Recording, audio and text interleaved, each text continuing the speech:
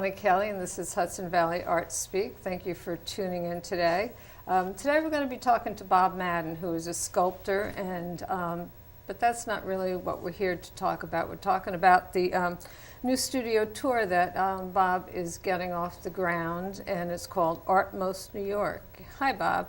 Hi, Lonna. Thanks for inviting me. Well, thanks for coming. So why now? Why a new studio tour? Well, you and I have both had a lot of experience with studio tours. We've been part of the Art East tour for quite a long time. And it seems like every year I get the same question. How do you work in a studio that's so clean? It takes me a long time to clean up my studio. Yeah. Folks ask me why it's clean, and then they want to know a lot about how I do the pieces that I do. So it came to make me understand that folks come up to these tours not just to see the artwork, but they also want to see the artist working. So I thought it would be a good idea if we took a small group of artists and tried putting a tour together where people were actually working when the visitors came to the studio. So I contacted a number of the folks that we both know, and I looked to, excuse me, I looked to make a good mix of artists, folks with different disciplines, and we have a group of 9 people now who are going to open up their studios and be working on projects when the visitors come by. Right, and so there's just 9, and will there be a specific time that people can see the artist at work, or? Well, this is going to be a first effort to do this, so it'll be a hybrid, and we're going to run it like an open studio tour that folks are familiar with, where they come to the studio and they might see work displayed, but my admonition to the artists and to the visitors is people will be working in their studios, so it'll be noisy. Yeah. In my case, it'll be dusty. It might smell funny, it'll be chaotic, but that's part of the fun of the exercise. Seeing people actually doing the work, getting the opportunity to look over somebody's shoulder and say, well, how do you mix the paints? Yeah. How do you get that color? How did you take that shot with your camera? How do you cut the stone? Questions like that. And then you can demonstrate it to them. And the beauty of it for us as artists is we don't lose studio time. If nobody shows up, you get to work. Yeah. If people show up, you get a great chance to explain why your work is so interesting. Right. You don't often get the chance, like that uninterrupted time to one-on-one or in a small group to talk to people about what you do and how you do it and why you do it. So a small group, a mix of artists, so there's something for everybody. People who are conditioned to work with the public because they're part of other studio tours. Interesting artists, and as I said, multidiscipline, so something for everybody. Right, right. Bob, I want to talk about each artist who's going to be on the tour, but before that, I want to remind everybody that they can, if they're listening into the show tonight or whenever they're listening to the show, that they can also access our website, which is artmostny.com, and they can kind of follow along with our conversation, because each artist has their own page on the website, and they'll be able to see exactly what we're talking about. Good. One point I'll make for you is that we also have artmostny.org. You can reach it either way. And we're relying very heavily on the use of electronics to find people on the tour. QR codes on the brochure, so you can use your phone to find out about the person, and then to find a map that'll take you directly to them. So a little bit of new technology. We thought that's another opportunity to bring that in on this tour and see how it works. Right, and we were also going to be using Facebook a lot and Instagram, so people can follow the tour on those 2 social medias also. Right. Okay. So first up is Amy and Jim Barry, siblings. Yeah, and they have a very interesting art form. It's frankly very different, for example, from mine, in that when I start with a thing and I start taking pieces away until I end up with the end result. Amy and Jim make these really whimsical, I think they call them fairy houses, toad houses, which bird houses. Which you should picture as a birdhouse, but enhanced. Yeah. Enhanced with natural materials, twigs and ferns and all types of things from the forest to give it a very whimsical look, but functional. Their website is Creature Comfort Dwellings. And if you see it on the website, you'll be able to find them very easily. track it to their website, take a look at what they do, and it's very interesting work. I don't know anybody else who works in that environment. If I could just tell you one quick anecdote, the first time that I met Amy, she came over to our house, and she was very interested. I was out chopping wood at the time. She was very interested in the pieces of fungus that were coming off the trees. We ended up saving those for her so she could integrate them into her designs, perhaps for a little roof or a capstone or something. Right. Yeah, it's kind of interesting what they do because Jim is a forester, and he collects chunks of downed trees and he hollows them out, and that's where these bird and toad houses get started. Right. And Amy takes over and embellishes them.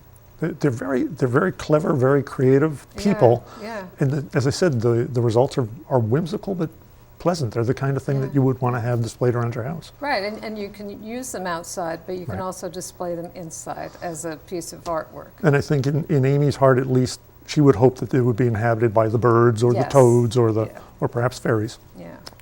Yeah, so next up is Donna Castelluccio. Donna is another interesting artist. I might mispronounce what she titles herself as, a collagist. I'm not familiar with I'm familiar with the art form, but not the word. Yeah.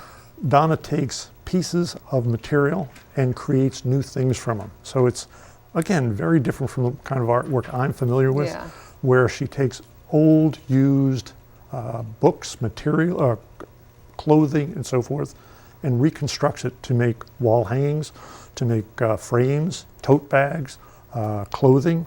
So her website, if I recall, is Shabby Cheekster, Shabby Cheekster, and it's an Etsy website, and she shows all of her work there, and it's really interesting stuff. I think the idea of watching her go to work and decide how to put things together, how to make them work right together for the eye, I think that would be a fun thing to do. Right, and a lot of times she uses vintage materials, laces and pieces of cloth. Girly stuff. Girly stuff. Yeah. Now, but the end result is really quite attractive. Yeah. And she integrates, I would say, photos. She integrates those into her works as well. Right, she prints on the fabric sometimes. Yeah. Very interesting. Yeah, John Colantuno. Interesting guy. For a long time, he's been working paintings, and now he's decided to start doing a little bit of drawing. I'm always interested in artists when they decide to go from one discipline to another. I don't have that skill set in me. I'm a one-note guy. Yeah. But each of these folks have something very different from me, and John in particular, because he's decided to make this change, I think you get a chance to see an experienced artist who's now an emerging artist again. Yeah. They go back in time and they have to relearn skills. They have to take what they know and turn it into the new thing. So that's an interesting thing to sit and watch him work. You have one of his pieces here. One example of a drawing that John did, which is this drawing right here. And what he's been doing is, taking some examples from different things that people tell him. This is a protective dome that's over a house. And I'm going to show you one more. And he had shown his drawings to a 6-year-old little girl who suggested that perhaps he would like to do the Great Wall of China. And that's his rendition of the Great Wall.